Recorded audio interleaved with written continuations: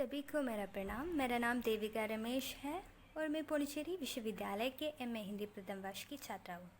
आज की इस वीडियो में हम लोग प्रगतिवादी हिंदी काव्य के प्रमुख प्रवृत्तियाँ, प्रमुख रचनाकार एवं रचनाओं के बारे में बात करेंगे। आइए शुरू करेंगे।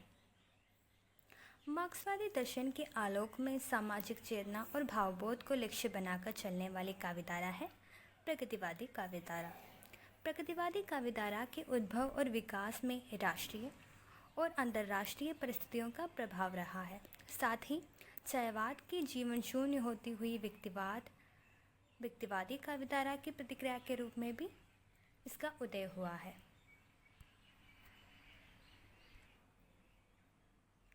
रूस में मार्क्सवादी दर्शन पर आधारित साम्यवाद से कई देश प्रभावित हुए, उनमें भारत भी शामिल है। 1935 में E.S. फॉस्टर के सभापतित्व में प्रोग्रेसिव राइटर्स एसोसिएशन नामक अंतर्राष्ट्रीय संस्थान का प्रथम अधिवेशन हुआ।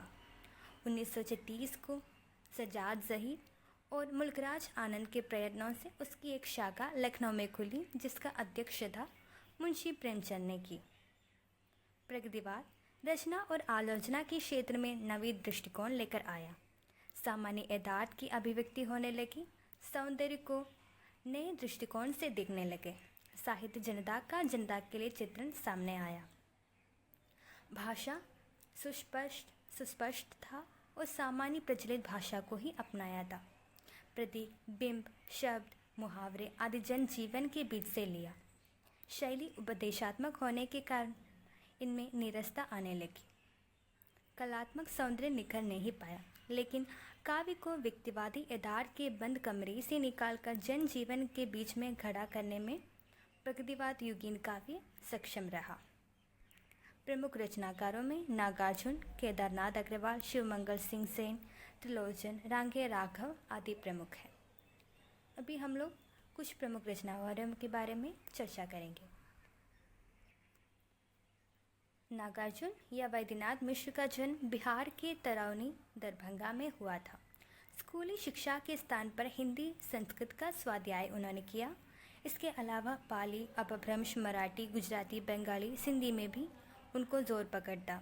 गरीब निम्न वर्ग मध्यवर्गीय परिवार में जन्म लेने के कारण दयनीय अपमान से तड़पने वाले मजदूर और किसानों को देखकर वे पला पड़ा। उनकी कविताएं मुख्य रूप से 3 तरह की है। कुछ कविताएं गंभीर, संवेदनात्मक और कलात्मक हैं, जिनमें कवि ने मानव मन की रागात्मक और सौंदर्यमयी छवियों को अंकित किया है और साथ ही साथ मनुष्य की मानवीय संभावनाओं के प्रति आस्था व्यक्त की है। दूसरे कोटि की रचनाएं वे हैं जो सामाजिक कुरूपता, राजनीतिक अव्यवस्था और धार्मिक अंधविश्वास पर प्रहार किया है। उनकी प्रमुख रचनाओं में बादल को गिरते देखा है, पाषाणी, चंदना, तुम्हारी दंदुरित मुस्कान आदि प्रमुख है। अगला है केदारनाथ अग्रवाल। उनका जन्म उत्तर प्रदेश के बांदा जिले के कमासिन गांव में हुआ था। उन्होंने अपनी कविताओं द्वारा मानव और प्रकृति के सौंदर्य का बड़ा सहज, वेगवान और उन्मुक्त रूप सामने रखा। उनकी प्रमुख रचनाओं में युग की गंगा, नींद के बादल, लोक और आलोक, कहे केदार, खरी खरी, बम्बई का रक्त स्नान आदि है। अगला है शिवमंगल सिंह सुमन। उनका जन्म उत्तर प्रदेश के उन्नाव जिले के जगरपुर में हुआ था। शिवमंगल सिंह की कविताएं 2 तरह की हैं। एक तो गीत है या सुगठित छोटी छोटी कविताएं हैं, दूसरी तरफ लंबी उपदेशात्मक कविताएं हैं। उनकी छोटी कविताएं ज़्यादातर प्रभावशाली नज़र पड़ती है।